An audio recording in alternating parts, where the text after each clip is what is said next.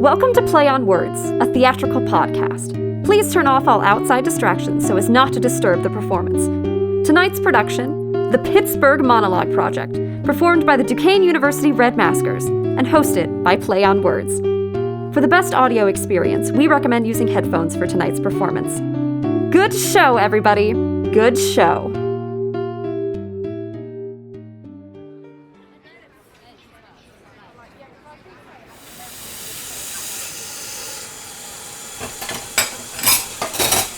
Yeah, I work here. What can I get you? The name's Tugboat. Well, it's Joe, really, but everyone calls me Tugboat. I work on a tugboat. That's my real job. The owner just lets me work here because I'm in all the time anyway. I know everybody and we all get along, so it works out for all of us. Yeah, I really work on a boat. I'm a mate. That's second in command. It's kind of like being a foreman on a construction site. If anything ever happens to the captain, I'm in charge.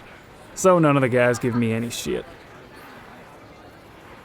We take coal to Kentucky. The river runs there. Bet you didn't know that.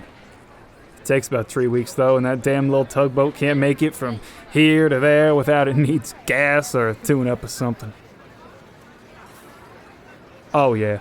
We stop by the bar nights and we just get loaded. We get shit-faced. Because there ain't nothing else to do when you're out on the water. Come to think of it, that is what I do when I have my off week too. But yeah, look, I keep it safe. I don't drive more than 5 miles. Look, I drive to the bar and then I drive home.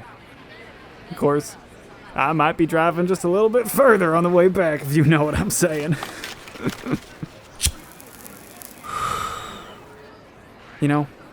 This one guy is always bumming smokes off of me. He says he needs to bum till he gets to Kentucky where they're cheaper. And say, that reminds me, you smoke Marlboro Lights, don't you? How much do you pay for a carton? 35? 40 bucks? I will sell you one for 23. You interested? Don't tell nobody about it, but I'll sell it to you, though, because you're hearing all. No, it ain't nothing illegal. Really. Look, it's just the taxes we got here in Pennsylvania. It don't cost that company nothing to make the cigarettes. It just costs a lot in taxes and all them ads with the, half-naked women. I bet you they make a whole pack for a penny. Or at least a penny a cigarette. I've been overseas on a boat, too. Not a tugboat now. Them things can't go that far, and in Germany they go their own coal. But it seems like the taxes there are worse. A pack of smokes is like 11 bucks there. 11 bucks! No wonder German people always seem so pissed off, I don't want to live nowhere else, though. Look, I've been to places where they don't have no taxes, but people still live in shacks. You can't get a beer or a pack of smokes unless you stay close to the water. I'm just gonna keep on the tugboat, working here my off weekend, keep on keeping on, brother? That's all you can do. At least you don't gotta pay out the ass for the stuff you need. You should have at least that, right?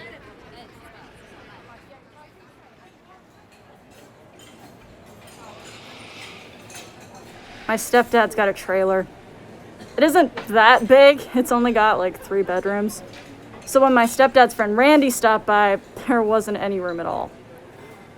But Randy's a trucker. You ever seen a big rig?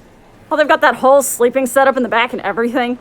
Well, he's got the whole shebang, like the bunk beds, the mini fridge, the case of beer under the bottom bunk, the fan, and like everything. But he sleeps there all the time, right? So my stepdad said that Randy could sleep in my room. And that was all right. I thought I'd just sleep in the tent in the backyard. But then Randy goes, "Hey, Crystal, you want to sleep in my truck?" And I'm like, "Can I?" And he's like, "Yes, ma'am." So I'm all excited because I'm going to sleep in this truck and everything. And I call up my friend Clarissa to come over, and she does. And we get into our PJs and we curl up in the back, and oh boy, it was so comfortable back there. We went right to sleep and didn't have to count sheep or nothing. The thing was, Randy wakes up really early, and he figured that he'd play a little joke on us. So he gets up into the truck and he starts the engine, and You ever been in a big rig? Oh man, when that engine starts up and those pistons start going and the whole damn thing's shaking like I don't know what. And I'm like, what's going on? And he's just laughing because we're not even awake yet and we didn't have coffee or anything like that. And then he calls out, you girls want to take a ride? And we're like, can we? And he goes, all aboard. And so we just start driving and the whole darn cab is just rocking back and forth. And I sit up front in the seat next to Randy. And I'm just wearing my PJs, but I'm all excited and asking him like a million questions about everything. Like what's that? What's this thing do? What's that for? And he's like, you really want to know? And I'm like, hell yeah, I want to know. I'm just bugging him halfway to Columbus, I swear.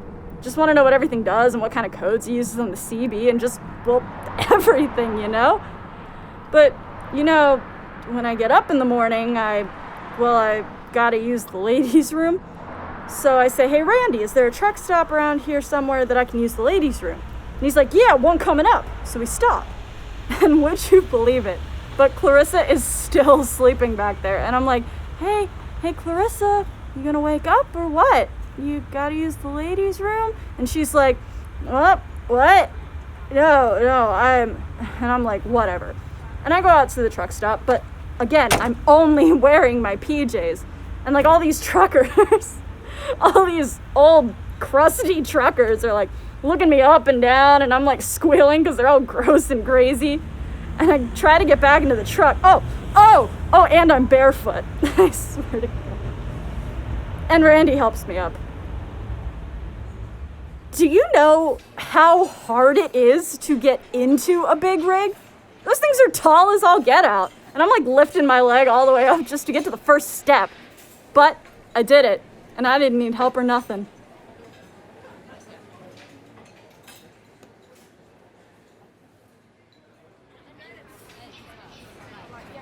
Okay, so this idea I have, it's fucking incredible. It's gonna be the next big movie. So you listening? Okay. So there's this mom, this dad, and this little girl, and they're riding along, and the little girl says, Mommy, Daddy, I want some steak. So the mommy and daddy, they're like, yeah, we could go for some steak. So like, cut! Like a wipe or some shit. Then we're in a steakhouse. And like, all the people in the steakhouse, they're just like horsing down their food, just not even thinking about it.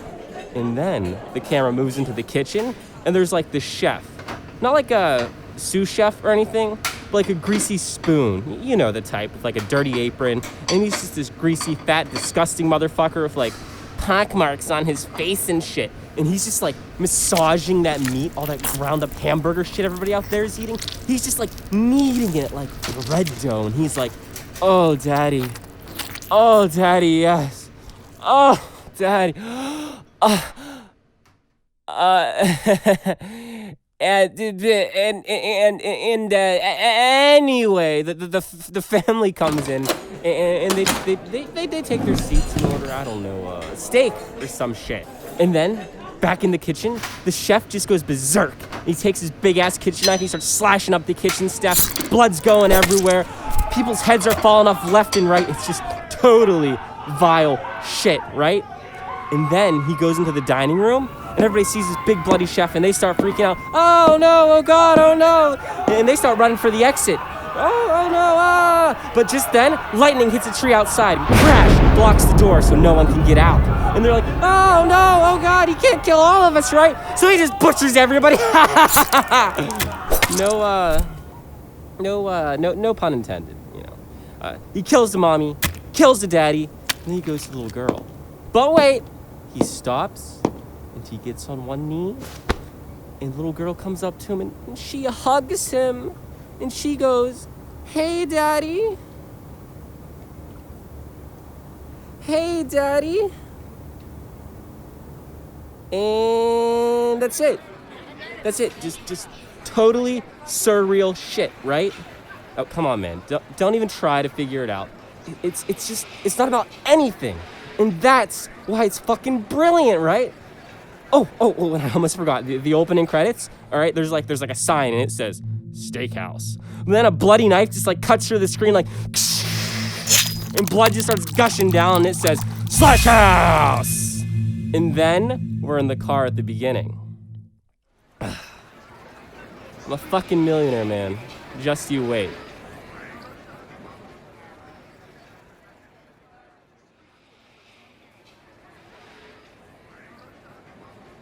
Oh yeah, we used to watch it all the time back when we were kids. We didn't have no TV. Yin's not from around here? Yeah, we'd just go over the hill, down by the highway there, and you'd look across. There wasn't no Applebee's or nothing, and that whole mall wasn't around back then. That's all new. You could see all the way out to the mills, you know. Sure, we'd make some popcorn. Ooh, Ma used to make great popcorn with lots of salt and butter and that. And we'd walk over the hill with a blanket, you know, like a beach towel or a picnic blanket or something.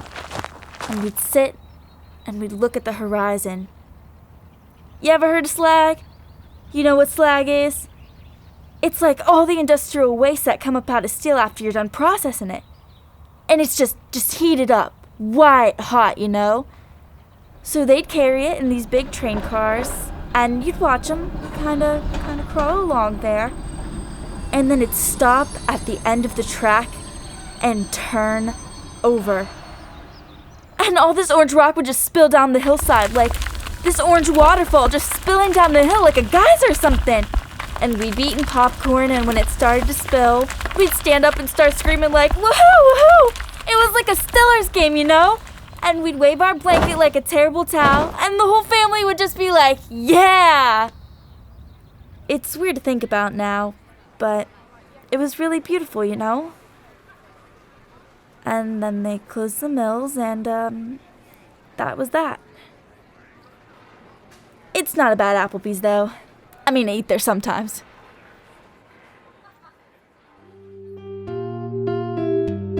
This has been the Pittsburgh Monologue Project by Robert Isenberg and Brad Keller. Directed by Justin Sines. Assistant direction by Colleen Hammond. Sound design by Anthony Del Grosso and Dannon Johnson. Technical direction by Mackenzie Martin. Featuring the voices of Michael Kirk in Tugboat, Kelsey Bertner in Big Rig, Travis Barkerfeld in Slash House, Riley Moore in Slag. Play on Words is produced by Soren Deniz. Thank you for listening and for continuing to support the arts. Good show, everybody. Good show.